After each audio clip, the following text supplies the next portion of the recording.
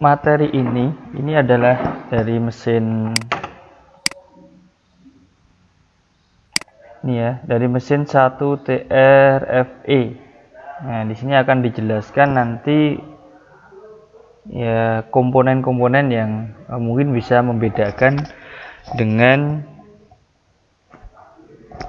mesin atau engine yang kemarin sudah saya share yang berdasarkan dari Astra Internasional. Di situ nanti di sini kalian akan bisa membedakan beberapa tipe mekanisme katupnya.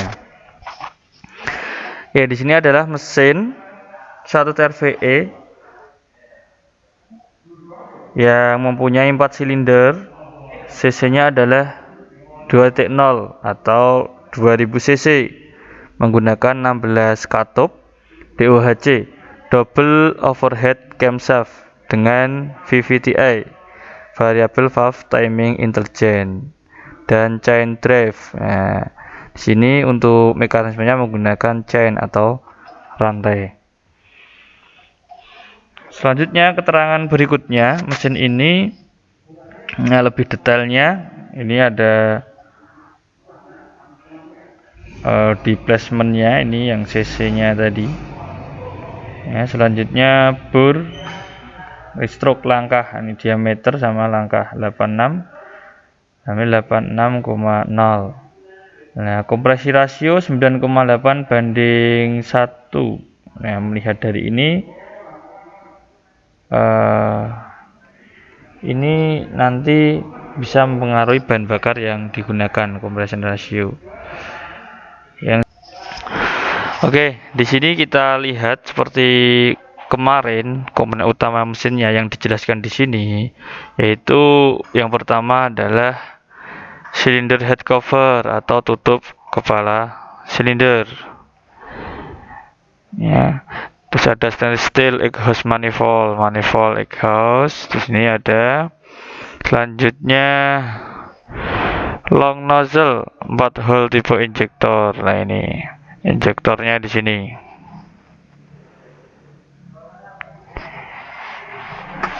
Untuk pengapiannya ini DS and long reach tipe spark plug. Sehingga di sini menggunakan satu coil tiap satu silinder. Di sini ada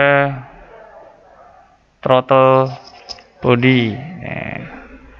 Selanjutnya ada knock sensor di belakang. Ini ada knock sensor. Ini ada intake manifold. Ya, kalau kita lihat innya itu di sebelah kanan ya, ini sebelah kanan dan kirinya itu exhaust. Selanjutnya ada VVTi system. Nah, ini di sini VVTi-nya. Jadi ini masih menggunakan single VVTi. Nah, di sini ada Toyota Genie Super LLC untuk pendinginan, sistem pendinginan di sini. Oke, selanjutnya di sini kalau kita ingin melihat serinya, nah, serinya di sini nomor mesin dan serinya itu terletak di blok mesin. Ini untuk penjelasan tutup kepala silinder. Ya, di sini ada lubang untuk mengurangi konsumsi oli mesin yang melalui blow by gas, berat dan juga suaranya. Nah, di sini ada saluran untuk penguapan oli di sini. Dan juga udara yang bersirkulasi di dalam mesin.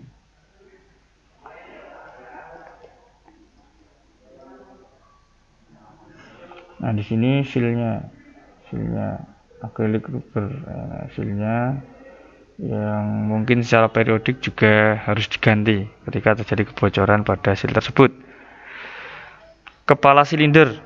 Nah, kalau lihat kepala silinder di sini bahannya, nah mungkin saya bertanya ya, bahan yang ringan kuat. Nah, ini bahannya itu aluminium alloy. Nah, di sini. Oke, kita lihat mekanisme katup. Nah, mekanisme katup kalau kita lihat ya, ini adalah camshaft. Ini camshaft. Inilah katup. Nah, di sini kalau kita melihat engine yang kemarin masih ada celahnya, ada lifternya. Di sini tidak ada lifter. Ya, ini ada yang namanya hydraulic lash adjuster. Nah, di sini akan menjaga agar nok ini selalu bersentuhan. Jadi tidak ada celahnya di sini, tidak ada celahnya.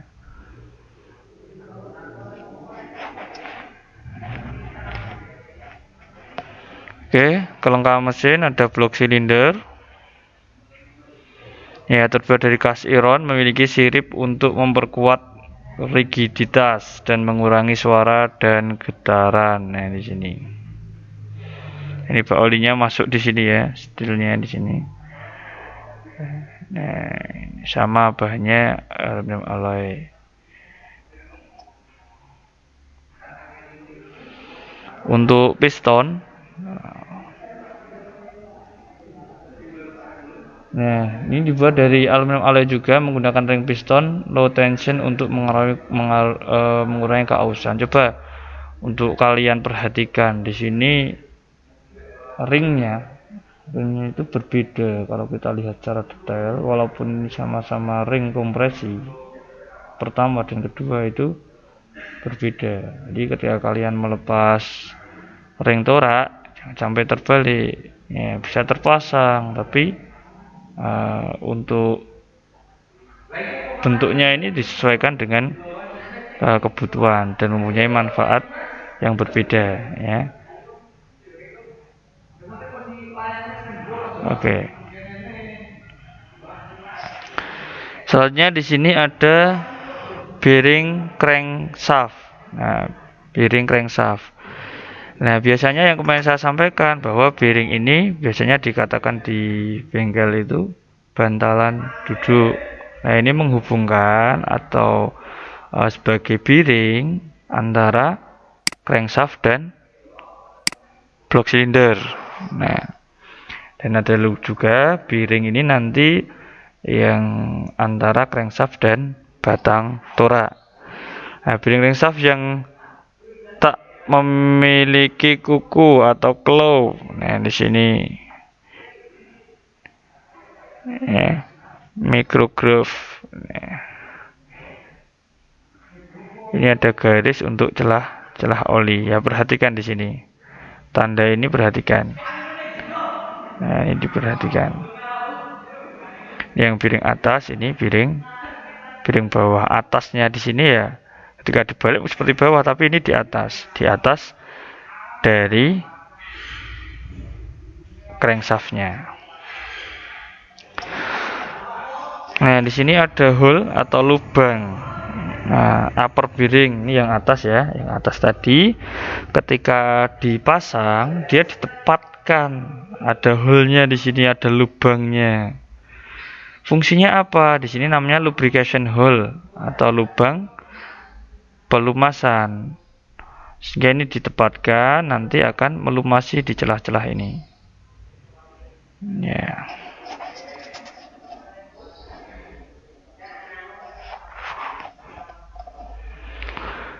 Oke, kalau kita melihat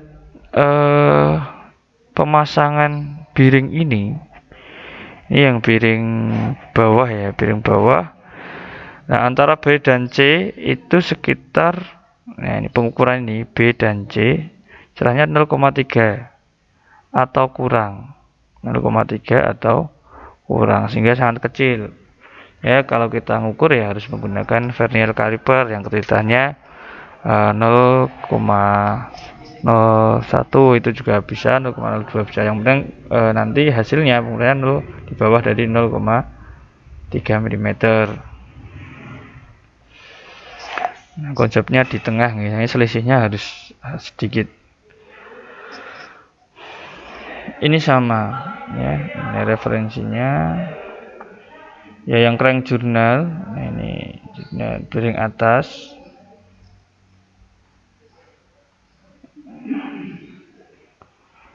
Crank journal. Nah, ini bearing atas sekitar sekian.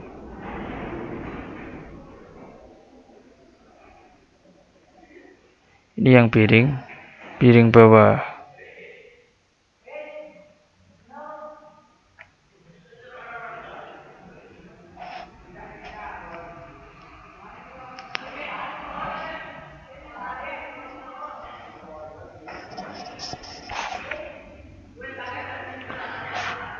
Nah, di sini diperlihatkan baut puli ya, baut puli yang mana baut ini berhubungan dengan crankshaft. Ketika diputar maka crankshaft berputar dan torak juga akan bergerak naik turun.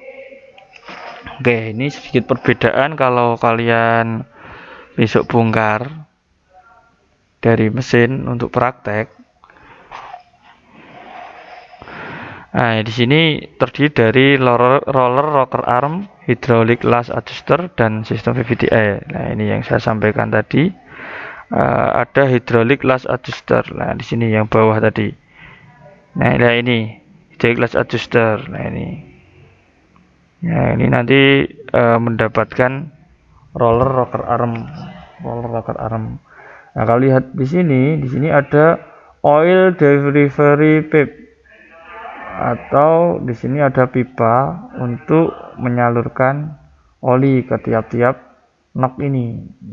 Dan dia akan mengalirkan oli di sini. Nah, ini untuk kontrol VVT-nya. Di sini ada tempat untuk memasang gearnya ini, gear memasang timing chainnya. Ini intake valve yang di kanan, yang di kiri exhaust valve atau pembuangan. Oke, di sini lebih jelasnya rocker armnya di sini menggunakan roller, sehingga putarannya sangat lembut, Nah, di sini.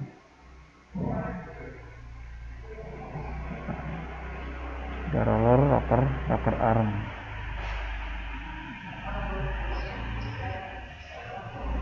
Oke.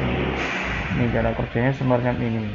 Kalau kita lihat di sini dikatakan zero clearance. Nah, zero clearance artinya celahnya tidak ada. Dia di set selalu nempel dengan kepala katup di sini. Nah, ini nanti yang kerja apa ya, ini tadi. Ya, hydraulic lash adjusternya di sini. Nah, hydraulic lash adjuster ini terdiri dari beberapa komponen. Nah, ini ada plunyernya, ada low pressure chamber, oil, dia untuk saluran olinya di sini. Check ball, ada bolanya, ada check ball spring, pegasnya, dan ada high pressure chamber, tekanan yang tinggi yang ada di bawah ini, dan ada plunyer spring. Ya, dia menekan seluruh ini plunyer, dia akan ditekan ke atas. Oke, di sini ada pegas kecil. Ini ketika ada getaran dia akan main di sini. Ya, dia akan gerakannya lembut. Nah, roller rocker arm dan hydraulic lash adjuster. Nah, ini ya dipasang di sini, busnya jangan terbalik, busnya semacam ini. Nah,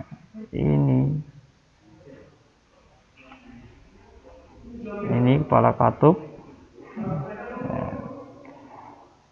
Nah, nanti pergerakan ini apa? Pergerakan dari rocker arm ini juga diatur oleh camshaft. Jadi camshaft di atas rocker arm yang menggunakan roller tersebut, dan hydraulic lash adjusternya itu menjaga celah agar tetap rapat begitu. Sehingga kekuatan dari hydraulic lash adjusternya itu ya dia menekannya itu ya sebatas dari menjaga celah tersebut. Nah, semacam ini. Nah, kita lihat ya, ini kerja dari mekanisme katup ini. Ini selalu nempel, roller ini selalu nempel, ini juga akan menekan. Nah, ini menekan ke atas, dia tertekan ke bawah. Nah, ini akan memiliki tekanan di sini. Oli yang tertekan ini dia akan mampu mengembalikan dan dibantu oleh bekas yang ada. Sehingga di sini lubang oilnya ini harus selalu tepat ini untuk masuknya pelumas. Ya, sehingga nanti ada istilah di sini membleeding atau mengisi oli yang ada di hydraulic las adjustornya. Oke, di sini kalau mungkin ada proses penggantian oli yang ada di dalam hydraulic las adjustor. Oke, yang pertama menggunakan SST ya. SST jarum itu dimasukkan pada hole-nya di sini. Hole pada hydraulic las adjustor, lubang dimasukkan dan ditekan di sini menggunakan SST. Ini yang benar dia harus lurus. Nah, ini salah miring. Kok nekan kok berat. Ternyata di sini tidak tepat pada bolnya. Nah, kalau dia tepat pada bolnya ya dia akan terasa ada tekanan, ada perlawanan tekanan dari bol yang bawahnya ada bekasnya. Setelah itu untuk memasukkan oli, nah di sini dia harus menggunakan pan atau panci yang diisi dengan oli mesin. Selanjutnya masukkan hydraulic las adjustor pada oli mesin tersebut, tekan ya, menggerakkan plunger naik turun ya. Di sini kurang lebih 5 sampai 6 kali. Ya, nah ini tergantung sudah penuh atau belum. Tapi di sini sudah diinstruksikan bahwa 5 sampai 6 kali itu harusnya sudah maksimal. Nah, di sini kalau sudah terisi bagaimana perbedaannya? Di sini adalah plunger akan terasa keras ketika plunger ditekan kuat dengan tangan. Keras dengan tangan. Tapi kalau kita melihat mekanisme mesin mekanisme katup di mesin tersebut ya, itu karena tertekan dengan kuat maka ya dia akan bekerja.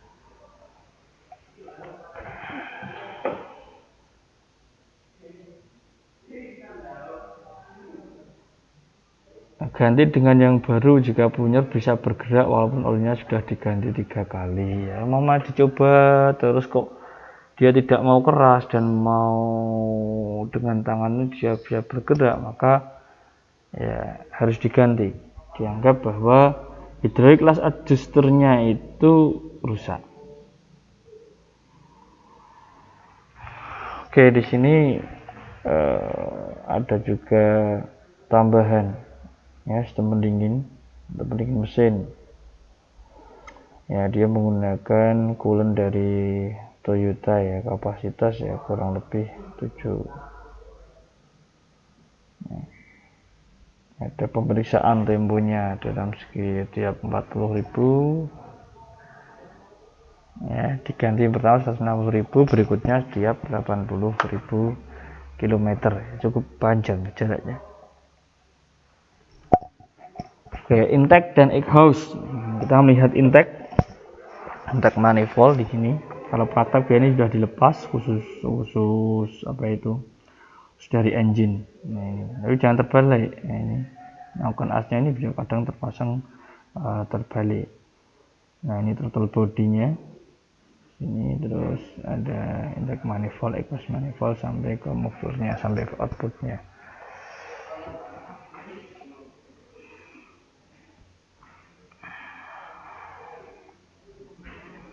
Nah, di sini dari fuel filter ini yang dimasukkan ke dalam ya nozzle-nya. Ini ada nozzle, ada pressure regulator. Nah, di delivery pipe atau pipa pembagi di sini dilihat kan ya, quick connectornya. Di sini untuk menghubungkan dia ada quick connector. Yang bawah pun juga sama, ini yang bawah juga quick connector. Sehingga ketika kita melepas di sini ya Ini ada klipnya di sini. Ya. Pada sistem bahan bakar dijelaskan sedikit dari injektornya. Ini ada keterangan injektor nozzle panjang digunakan untuk mengurangi emisi gas buang dengan mencegah bahan bakar menempel pada dinding intake. Nah, jadi kalian harus mengetahui bahwa pada mesin bensin untuk penginjeksian bahan bakar ini tidak direct, tidak langsung di dalam ruang bakar. Akhirnya kan masih di intake manifold semacam ini. Intake manifold, sehingga di sini juga tidak terlalu panas, beda dengan yang direct, yaitu nozzle atau injektor yang digunakan pada mesin diesel.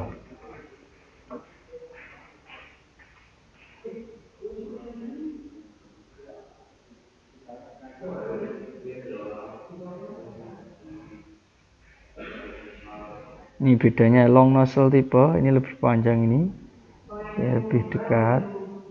Nah, ini yang normal. Nah, kalau kita dilihat jaraknya di sini lebih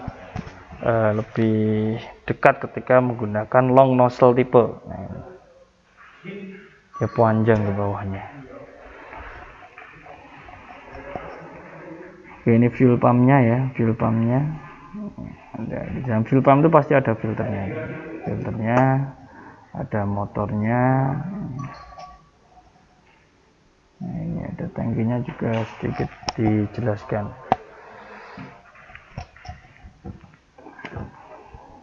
Oke, untuk coil dia menggunakan disk menggunakan 4 ignition coil ya, pada 4 silinder. Jadi satu silinder menggunakan satu coil dan menggunakan busi tipe panjang, ini long ya, ulirnya ini lebih panjang. Ini perbedaannya ya, lebih panjang ulirnya. Jadi keuntungannya salah satunya adalah pendinginannya yang lebih maksimal ketika melihat dari ini. Water jacket itu adalah lubang pada engine yang berfungsi untuk dilalui air atau sistem pendingin.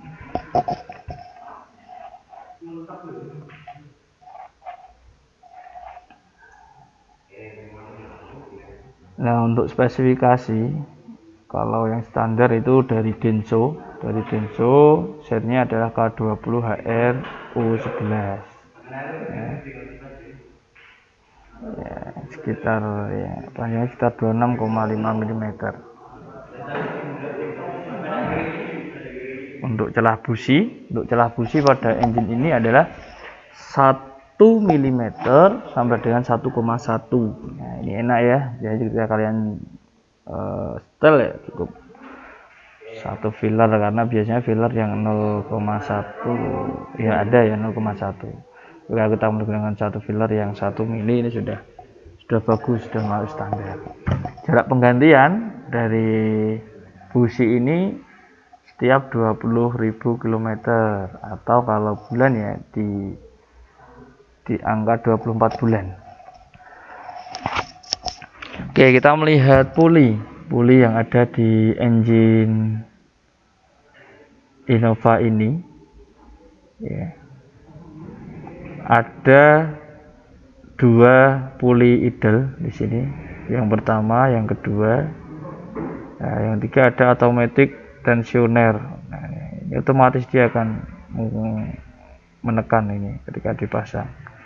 Alternator puli, ada crank shaft puli yang mana ini selalu harus kalian lepas di sini. Water pump di tengah. Yang atas ini adalah power steering. Ya. Yang ini di sini ada AC, ya, puli yang menuju ke AC.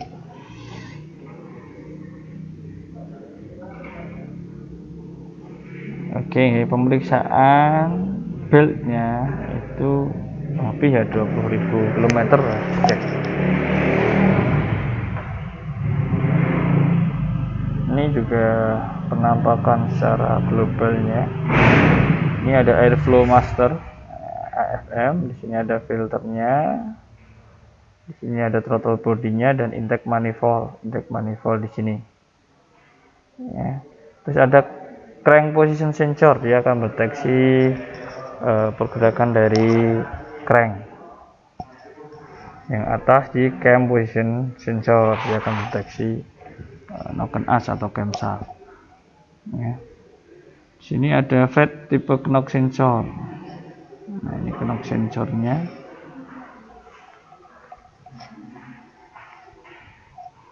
Nah, untuk detail knock sensor, ya kalau kita lihat di sini dia nanti kan berdasarkan resistensi ketika dia bekerja.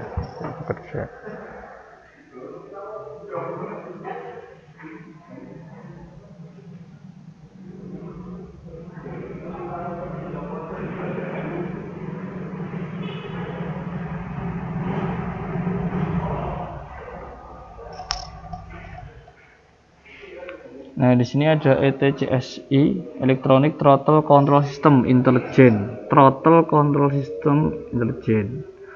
Nah, link list tipe ETCSI untuk pengontrolan throttle yang lebih baik, non-linear control atau idle speed control, sehingga ini sudah tidak ada tidak ada selang kawat yang dihubungkan ke throttle. Dia menggunakan pengontrolan ini yang namanya ETCS ini. Dia akan dihubungkan ke ECU dan ECU yang akan menggerakkan throttle. Sehingga pembukaan gasnya tidak secara langsung, tapi dia menggunakan kabel yang dihubungkan ke ECU dan ECU juga akan mengontrol dari throttle tersebut. Ya. Ini dimulai AFL, exhaust coil, fuel injector.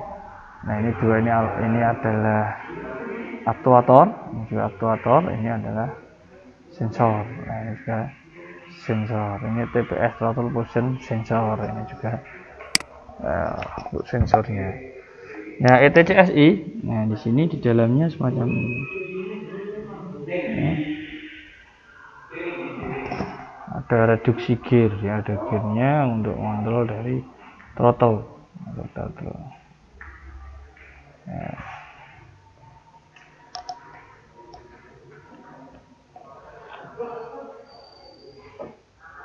Oke, throttle position sensor merubah densitas magnetic flux menjadi electric signal. Ya. Menjadi electric signal.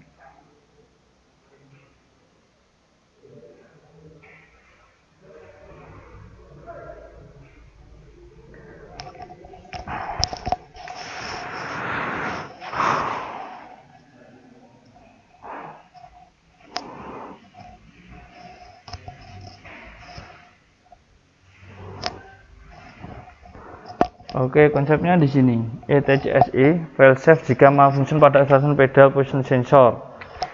Kondisi normal, dia akan ketika diinjak dia akan mengimplementasikan ke ECU dan ECU akan memerintahkan ke throttle.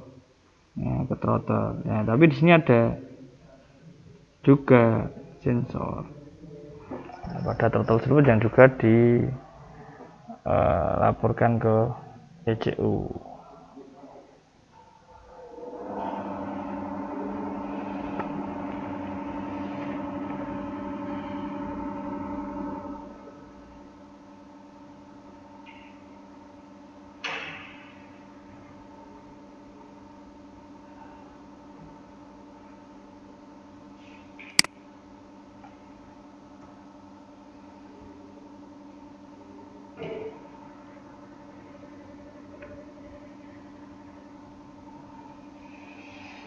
Oke, di sini kita melihat isi dari mesin tersebut.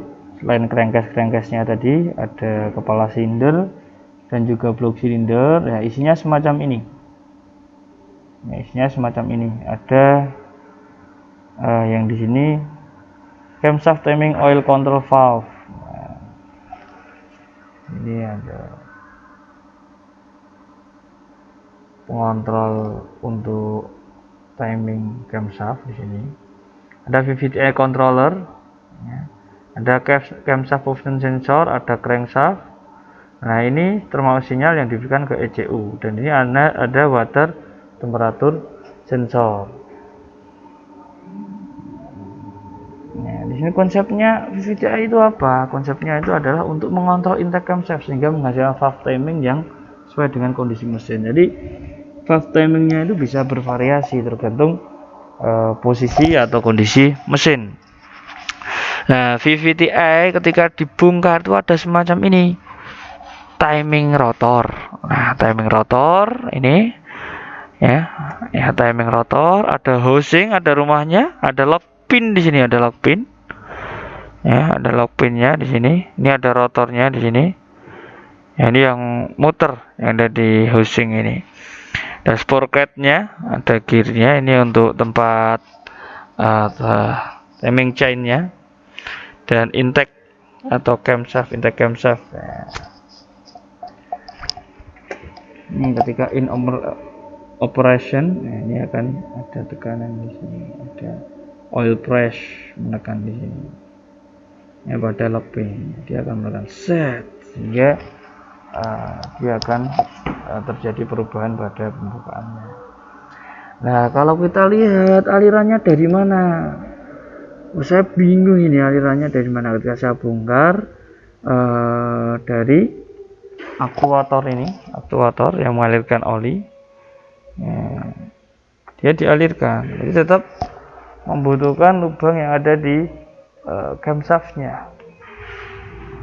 Nah, ini gerakannya dia akan maju mundur.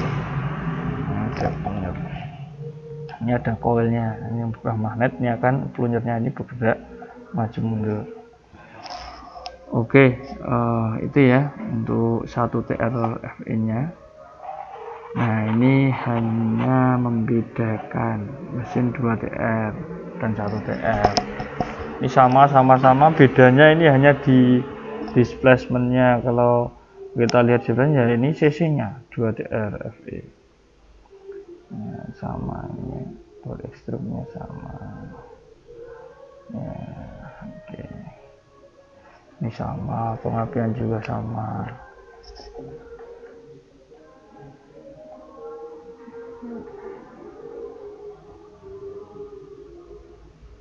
Oke, untuk tanknya ya, long nozzle 12 volt tipe injektornya.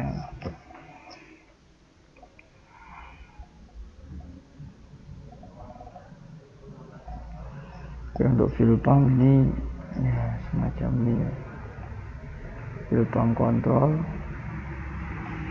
dimana di sini adalah airbag. Mungkin airbag ya besok kalau mungkin ada kesempatan kita untuk belajar lagi. Oke, terima kasih untuk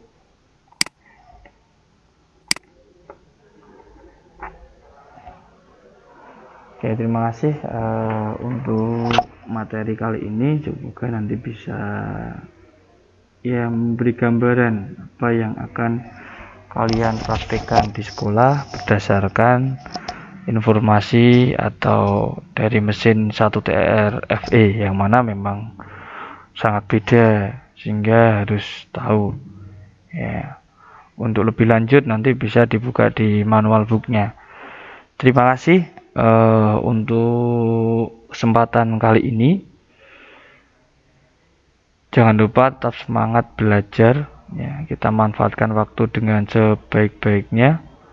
Saya akhiri. Assalamualaikum warahmatullahi wabarakatuh.